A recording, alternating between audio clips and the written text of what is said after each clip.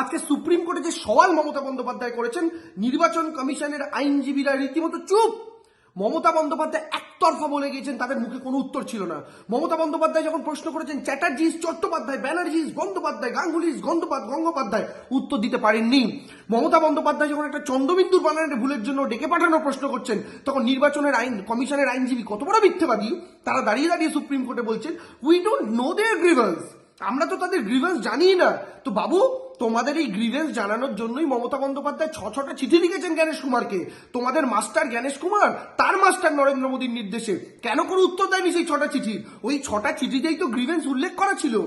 আমাদের মুখ্যমন্ত্রী, বাংলার জননেত্রী মমতা বন্দ্যোপাধ্যায়, অভিষেক বন্দ্যোপাধ্যায় তৃণমূল কংগ্রেসের সর্বভারতীয় সাধারণ সম্পাদক, তিনি জ্ঞানেশ কুমারের সঙ্গে মিটিং করতে গেছেন, তিনি এই প্রবলেমগুলোর কথা বলেছেন।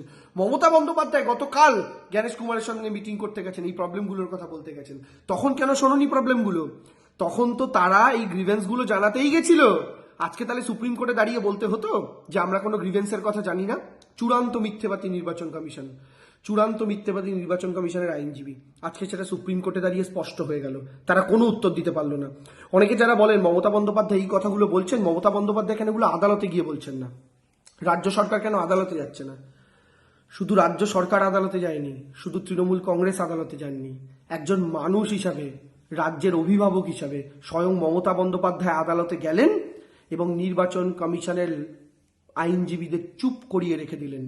তার প্রশ্নগুলো শুনে, বাংলার কি অসুবিধা হচ্ছে সেগুলো শুনে স্বয়ং আদালতের বিচারপতিরাও হতচকিত হয়ে গেলেন।